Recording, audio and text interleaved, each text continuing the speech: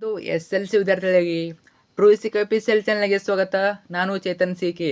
ಇವತ್ತಿನ ಈ ಒಂದರಲ್ಲಿ ನಮಗೆ SLC FA3 ಎಕ್ಸಾಮ್ಗೆ ವಿಜ್ಞಾನ ವಿಷಯದ ಒಂದು ಪ್ರಶ್ನೆ ಪತ್ರಕ್ಕೆ ಉತ್ತರ ಸಹಿತ ನೋಡೋಣ. ಈ ಒಂದು ಕ್ವಶನ್ ಪೇಪರು ನಿಮ್ಮ ಒಂದು FA3 ಎಕ್ಸಾಮ್ಗೆ ತುಂಬಾ ಹೆಲ್ಪ್ಫುಲ್ ಆಗ್ತದೆ. ಯಾಕಂದರೆ ಇಲ್ಲಿರುವ ಕೆಲವೊಂದು ಕ್ವಶನ್ಗಳು ನಿಮ್ಮ ಒಂದು FA3 ಎಕ್ಸಾಮ್ಗೆ ರಿಪೀಟ್ ಆಗಬಹುದು. ಅರ್ಥ ಆಯ್ತಾ? ರಿಪೀಟ್ ಆಗ್ತವೆ. ಜೊತೆಗೆ ನಿಮ್ಮೊಂದು ಐಡಿಯಾ ಬರ್ತದೆ FA3 ಎಕ್ಸಾಮ್ಗೆ ಯಾವ್ದು ಕ್ವಶನ್ ಕೇಳ್ತಾರೆ ಅಂತ. ಕಂಪ್ಲೀಟ್ ಆಗಿ ವಿತ್ ಕೀ ಆನ್ಸರ್ ಕೊಡ್ತೀನಿ. ಓಕೆ, ಕಂಪ್ಲೀಟ್ ಕ್ವಶನ್ ಪೇಪರ್ ಇವತ್ತು ಕೀ ಆನ್ಸರ್ ಕೊಡ್ತೀನಿ. ಕೊನೆಯವರ ತಪ್ಪದೆ ನೋಡ್ಕೊಳ್ಳಿ. ನಮ್ಮ FA3 ಎಕ್ಸಾಮ್ಗೆ ವೇರಿ ಇಂಪಾರ್ಟೆಂಟು. ಸೊ ಕೊನೆಯವರ ತಪ್ಪದೆ ನೋಡ್ಕೊಳ್ಳಿ. ಬನ್ನಿ ಇವತ್ತಿನ ಈ ವಿಡಿಯೋನ ಶುರು ಮಾಡೋಣ. ಅದರ ಮುಂಚೆ ಯಾರೆಲ್ಲ ಫಸ್ಟ್ ಟೈಮ್ ನಮ್ಮ ಒಂದು ಚಾನಲ್ ನೋಡ್ತಿದಾರ ಅಥವಾ ಚಾನಲ್ ಏನಕ್ಕಾರೋ ಸಬ್ಸ್ಕ್ರೈಬ್ ಮಾಡ್ಕೊಂಡಿಲ್ಲ, ಮಿಸ್ ಮಾಡಿಸಿಲ್ಲ, ಸಬ್ಸ್ಕ್ರೈಬ್ ಮಾಡ್ಕೊಳ್ಳಿ. ಯಾಕಂದ್ರೆ ಇದೇ ರೀತಿ FA3 ಎಕ್ಸಾಮ್ಗೆ ಎಲ್ಲ ವಿಷಯಗಳ ಕ್ವಶನ್ ಪೇಪರ್ ಆಗಿರ್ಬೋದು, FA3 ಮಾತ್ರವಲ್ಲ FA4 ಆಗಿರ್ಬೋದು, ಜೊತೆಗೆ ನಿಮ್ಮೊಂದು ಆನ್ಲೈನ್ ಎಕ್ಸಾಮ್ಗೆ ಪ್ರತಿನಿಧಿಸಿದ ಪಾಸಿಂಗ್ ಪ್ಯಾಕೇಜು, ಸ್ಕೋರಿಂಗ್ ಪ್ಯಾಕೇಜು, ಪಿಕ್ಸ್ ಪ್ರಶ್ನೆಗಳು, ಕ್ವಶನ್ ಪೇಪರ್ಗಳು, A to Z ವಿಡಿಯೋಗಳು ಎಲ್ಲ ಕೂಡ ಇದೊಂದು ಚಾನಲ್ ಆಗ್ತೀವಿ. ಸೊ ನಿಮಗೆ ಎಲ್ಲ ಕೂಡ ಇದೊಂದು ಚಾನಲ್ ಆಗ್ತೀವಿ. ಜೊತೆಗೆ ನಿಮ್ಮ mall question paper key answer ಕೂಡ ಇದೇ ಚಾನಲ್ ಆಗ್ತೀವಿ. ಅವೆಲ್ಲ ಬೇಕು ಅಂತಂದರೆ ತಪ್ಪೈತಿಲ್ಲ, ಸಬ್ಸ್ಕ್ರೈಬ್ ಮಾಡ್ಕೊಳ್ಳಿ, ಕಡ್ಡಾಯ ಮಾಡ್ಕೊಳ್ಳಿ. ಇವಾಗಲೇ ಬಂದರೆ ಮಾಡ್ಕೊಂಡು ಹೋಗಿ. ನಿಮಗೆ ಗ್ಯಾರಂಟಿ 100% ಹೇಳ್ತೀನಿ, ಖಂಡಿತ ಯೂಸ್ ಆಗ್ತದೆ. ನೀವು ಮಾಡ್ಕೊಂಡ್ರೆ ಮಾತ್ರ. ಮಾಡಿದ್ರಾ? ಜೊತೆಗೆ ವಿಡಿಯೋ ಲೈಕ್ ಇಟ್ಟು ಫ್ರೆಂಡ್ಸ್ ಶೇರ್ ಮಾಡಿ, ಫ್ರೆಂಡ್ಸ್ ಶೇರ್ ಮಾಡಿ.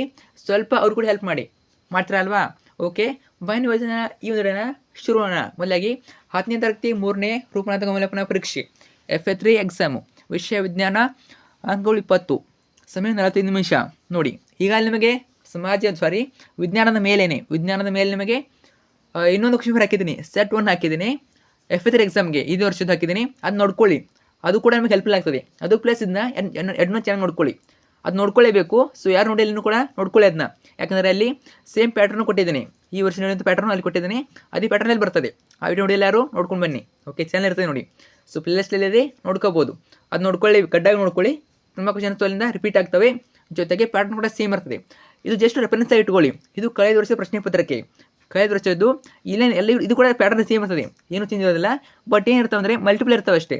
ಮಲ್ಟಿಪಲ್ ಇರ್ತವೆ, ಕೆಲವೊಂದು ಒಂದು ಕೂಡ ಇರ್ತವೆ ನಮಗೆ. ಅರ್ಥ ಆಯ್ತಾ? ಏನು ಚೇಂಜ್ ಇರೋದಿಲ್ಲ, ಜಸ್ಟು ಅಲ್ಲಿ ಮಲ್ಟಿಪಲ್ ಬರ್ತವೆ ಅಷ್ಟೇ. 4 ಮಲ್ಟಿಪಲ್ ಬರ್ತವೆ. ಇಲ್ಲಿ ಒಂದೊಂದು ಪ್ರಶ್ನೆ ಡೈರೆಕ್ಟಾಗಿ ಸ್ಟಾರ್ಟ್ ಆಗಿದೆ. ಅರ್ಥ ಆಯ್ತಾ? ಪ್ಯಾಟರ್ನ್ ಸೇಮ್ ಇರ್ತದೆ, ಡೋಂಟ್ ವರಿ. ಇದು ಪ್ಲಸ್ ಕ್ವಶನ್ ಪೇಪರು ಪ್ಲಸ್ ಅದು ನೋಡ್ಕೊಳ್ಳಿ ಸಾಕು. ನೋಡೋಣ. ಮೊದಲಾಗಿ ಈ ಕೆಳಗಿನ ಪ್ರಶ್ನೆಗಳಿಗೆ ಒಂದೇ ಒಕ್ಕಲೆ ಉತ್ತರಿಸಿ. ಒಂದೊಂದು ಪ್ರಶ್ನೆಗಳು ಟೋಟಲಾಗಿ 4 ಇರ್ತವೆ. ಓಕೆ, ನಿಮಗೆ ಮಲ್ಟಿಪಲ್ ಕೊಡ್ಬೋದು, ಒಂದೊಂದು ಕೊಡ್ಬೋದು ಅಥವಾ ಮಲ್ಟಿಪಲ್ ಕೊಡ್ಬೋದು. ಅರ್ಥ ಆಯ್ತಾ? ಕ್ವಶನ್ ನಂಬರ್ 1 ನೋಡಿ, ಗ್ಯಾಲ್ವನೀಕರಣ ಎಂದರೇನು? ಉತ್ತರ ನೋಡೋಣ.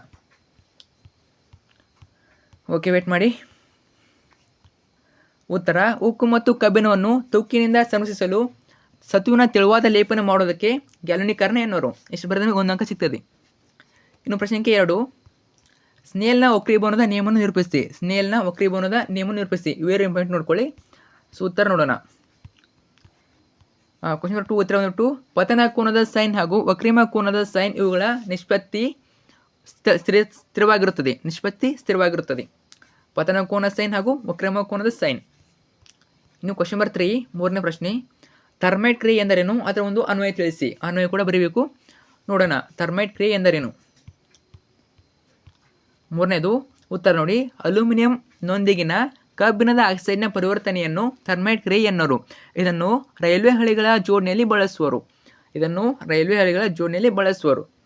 ಇನ್ನು ಪ್ರಶ್ನೆ ಸಂಖ್ಯೆ 4, ಮಸೂರದ ಸಾಮರ್ಥ್ಯ ಎಂದರೇನು?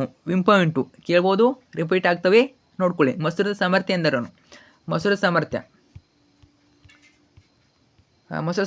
ಮಸೂರದ ಮೂಲಕ ಬರುವ ಬೆಳಕಿನ ಕಿರಣಗಳನ್ನು ಕೇಂದ್ರೀಕರಿಸುವ ಅಥವಾ ವಿಕೇಂದ್ರೀಕರಿಸುವ ಮಟ್ಟವನ್ನು ಮಸೂರದ ಸಾಮರ್ಥ್ಯ ಎನ್ನುವರು. ಜಸ್ಟ್ ನಿಮಗೆ FA3 ಅಂತ ನೋಡ್ಕೋಬೇಡಿ, ಅನ್ನೋ ರಿಪೀಟ್ ಆಗ್ತವೆ. ಅರ್ಥ ಆಯ್ತಾ? ಇನ್ನು ಸೆಕೆಂಡ್ ಮೇನು, ಈ ಕೆಳಗಿನ ಪ್ರಶ್ನೆಗಳಿಗೆ ಸಂಕ್ಷಿಪ್ತವಾಗಿ ಉತ್ತರಿಸಿ. ಏನು ಕೊಟ್ಟಿದ್ದಾರೆ? 2 ಅಂಕ ಪ್ರಶ್ನೆಗಳು. 2 ಅಂಕ ಪ್ರಶ್ನೆಗಳು 3 ಇರ್ತವೆ. ಟೋಟಲಾಗಿ 6 ಮಾರ್ಕ್ಸು. ಪ್ರಶ್ನೆಗೂ 2 ಅಂಕ. ನೋಡೋಣ. 5ನೇ ಪ್ರಶ್ನೆ, ಸಲ್ಫೈಡ್ ಅದಿರು ಹಾಗೂ ಕಾರ್ಬೋನೇಟ್ ಅದಿರುಗಳನ್ನು ಪುಷ್ಟೀಕರಿಸಲು ಯಾವ ವಿಧಾನವನ್ನು ಬಳಸುತ್ತಾರೆ? ನೋಡೋಣ. 5ನೇದು ಉತ್ತರ ನೋಡೋಣ. ಸೊ 5ನೇದು ಉತ್ತರ ನೋಡಿ, ಸಲ್ಫೈಡ್ ಅದಿರುಗಳನ್ನು ಹರಿಯುವಿಕೆ ವಿಧಾನದಿಂದ ಹಾಗೂ ನೋಡಿ, ಕಾರ್ಬೋನೇಟ್ ಅದಿರುಗಳನ್ನು ಕಾಸುವಿಕೆ ವಿಧಾನದಿಂದ ಸ್ಪಷ್ಟೀಕರಿಸುತ್ತಾರೆ ಅಥವಾ ಪುಷ್ಟೀಕರಿಸುವುದರಿಂದ ಕರೀತಾರೆ. ಇನ್ನು ಕ್ವಶನ್ ನಂಬರ್ 6, ಕಾಯಜ ರೀತಿಯ ಸಂತಾನೋತ್ಪತ್ತಿಯಿಂದ ಆಗುವ ಪ್ರಯೋಜನಗಳೇನು?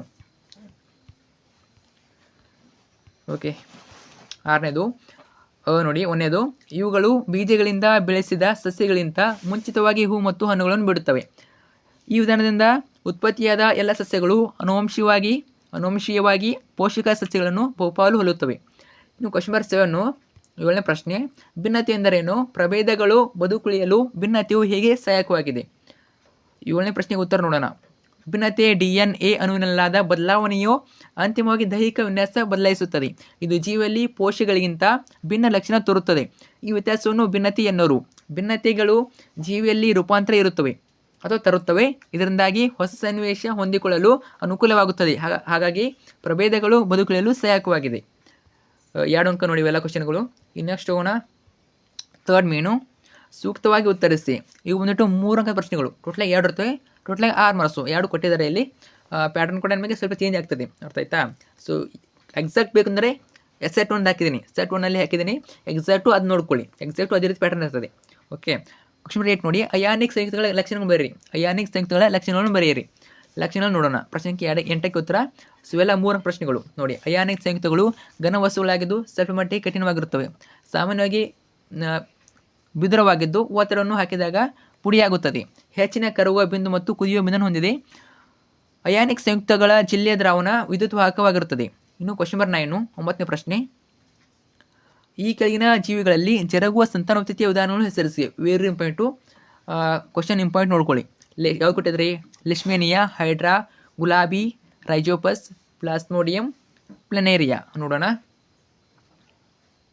ಸೊ ನೋಡಿ ಯಾವುದು ಕೊಟ್ಟಿದ್ದಾರೆ? ಲಿಶ್ಮೇನಿಯಾ ದ್ವಿದಳ ವಿಧಾನದಿಂದ, ಹೈಡ್ರಾ ಮೌಖಿಕ ವಿಧಾನದಿಂದ, ಗುಲಾಬಿ ಕಾಯ್ಜ ರೀತಿ ವಿಧಾನದಿಂದ, ರೈಜೋಪಸ್ ಬೀಜಗಳ ಉತ್ಪಾದನೆಯಿಂದ, ಪ್ಲಾಸ್ಮೋಡಿಯಂ ಬಹುವಿದಳನ ವಿಧಾನದಿಂದ, ಇನ್ನು ಪ್ಲನೇರಿಯಾ ಪುನರುತ್ಪಾದನೆ ವಿಧಾನದಿಂದ. ಇಷ್ಟು ಬರೆದ 3 ಅಂಕ ಸಿಗ್ತದೆ. ಇನ್ನು ಲಾಸ್ಟ್ ಕ್ವಶನ್ ಯಾವುದು? ಸೂಕ್ತ ಉತ್ತರಿಸಿ. 4ನೇ ಪ್ರಶ್ನೆ ಒಂದು ಕೊಟ್ಟಿದ್ದಾರೆ, ನೋಡೋಣ ಕ್ವಶನ್ನು. ಕ್ವಶನ್ 10 ನೋಡಿ. ಒಂದು ವಸ್ತುವನ್ನು 2F ಆಚೆ ಇಟ್ಟಾಗ P ನ ಮಸೂರ ಹಾಗೂ ನೀಮ್ನ ಮಸೂರಗಳೆರರಲ್ಲಿ ಪ್ರತಿಮೆ ಉಂಟಾಗುವಿಕೆಯ ಸ್ಥಾನವನ್ನು ತೋರಿಸುವ ಚಿತ್ರ ಬರೀರಿ. ಕೇಳ್ಬೋದು, ನಿಮಗೆ 4 ಮಾರ್ಕ್ಸ್ಗೆ ನೋಡ್ಕೊಳ್ಳಿ ಚೆನ್ನಾಗಿ. ಓಕೆ, ಇದನ್ನೇ ಕೇಳ್ತಾರೆ ತಿಳ್ಕಲ್ಲ. ಸಿಮಿಲರ್ ಆಗಿ ಈ ರೀತಿ ಕ್ವಶನ್ ಕೇಳ್ತಾರೆ. ಓಕೆ, ನೋಡ್ಕೊಳ್ಳಿ. ಸೊ ನೋಡ್ಕೊಳ್ಳಿ. ಓಕೆ, ಕೆಲವೊಂದ್ಸಲ ನಿಮಗೆ ಸ್ಥಾನ ಕೇಳ್ಬೋದು, ಸ್ವಭಾವ ಕೇಳ್ಬೋದು, ಕೆಲವೊಂದ್ಸಲ ಚಿತ್ರ ಮಾತ್ರ ಕೇಳ್ಬೋದು. ಓಕೆ, ಆಲ್ಮೋಸ್ಟ್ ಚಿತ್ರ ನೋಡ್ಕೊಳ್ಳಿ. ಓಕೆ, ಜಸ್ಟ್ ನಿಮಗೆ ಈ ಚಿತ್ರ ಮಾತ್ರ ಅಲ್ಲ, ಬೇರೆ ಬೇರೆ ಚಿತ್ರ ಕೇಳ್ತಾರೆ ನಿಮಗೆ. ಸಿಲೆಬಸ್ಗೆ FA3 ಸಿಲೆಬಸ್ಗೆ ಎಷ್ಟು ಚಿತ್ರಗಳು ಅವನು ಕೂಡ ಕೇಳ್ತಾರೆ. ಸೊ ಈಗ ಹೇಳಿದ್ದೀನಿ ನೋಡಿ, ಸೆಟ್ 1 ಕ್ವಶನ್ ಪೇಪರಲ್ಲಿ FA3 ವಿಜ್ಞಾನ ವಿಷಯದಲ್ಲಿ ಹೇಳಿದ್ದೀನಿ ಚಿತ್ರಗಳು ಯಾವ ರೀತಿ ಕೇಳ್ತಾರೆ ಅಂತ. ಅದು ನೋಡ್ಕೊಳ್ಳಿ. ಸೊ ಪ್ರೆಸೆನ್ಸಲ್ಲಿ ಅದನ್ನ ಹೇಳ್ತಾ ಇದ್ದೀನಿ, ಅದು ನೋಡ್ಕೊಳ್ಳಿ. ಪ್ಲಸ್ ಇದು ನೋಡ್ಕೊಳ್ಳಿ ಚೆನ್ನಾಗಿ. ಓಕೆ, ಕ್ವಶನ್ ರಿಪೀಟ್ ಆಗ್ತಾವೆ ಅನ್ನೋದಕ್ಕಿಂತ ಐಡಿಯಾ ಬರ್ತದೆ ನಿಮಗೆ. ಕ್ವಶನ್ ಯಾವ ರೀತಿ ಕೇಳ್ತಾರೆ ಅಂತ ಐಡಿಯಾ ಬರ್ತದೆ. ಜೊತೆಗೆ ಸ್ವಲ್ಪ ಪ್ಯಾಟರ್ನ್ ಕೂಡ ಸೇಮ್ ಇರ್ತದೆ, ಅರ್ಥ ಆಯ್ತಾ? ಸೊ ರಿಪೀಟ್ ಕೂಡ ಆಗ್ತವೆ. ರಿಪೀಟ್ ಆಗಲ್ಲ ಅಂತ ಹೇಳೋಕ್ಕಾಗಲ್ಲ, ರಿಪೀಟ್ ಆಗ್ತವೆ. ಚೆನ್ನಾಗಿ ನೋಡ್ಕೊಳ್ಳಿ. ಮತ್ತು ಈಗ ಚಾನಲ್ ಕನ್ನಡ, ಇಂಗ್ಲೀಷು ಎಲ್ಲ ಕೂಡ ಇರ್ತವೆ, ನೋಡ್ಕೊಳ್ಳಿ ಚೆನ್ನಾಗಿ. ಜಸ್ಟು ಟ್ರೂಸಿಕ್ ಆಫೀಸ್ ಎಲಿಜಿಬಿಲಿಟು ನೋಡ್ಕೊಳ್ಳಿ, ಅಥವಾ ಪ್ಲೇಲಿಸ್ಟ್ ಇದೆ ಒಂದು SSC ಅಂತ, ಅಲ್ಲಿ ನೋಡ್ಕೋಬೋದು. ಕಮೆಂಟ್ ಕೂಡ ಮಾಡಿ ಯಾವ ಲಿಸ್ಟ್ಗಳು ಬೇಕು ಅಂತ. ಫ್ರೆಂಡ್ಸ್ ಶೇರ್ ಮಾಡಿ. Thank you so much.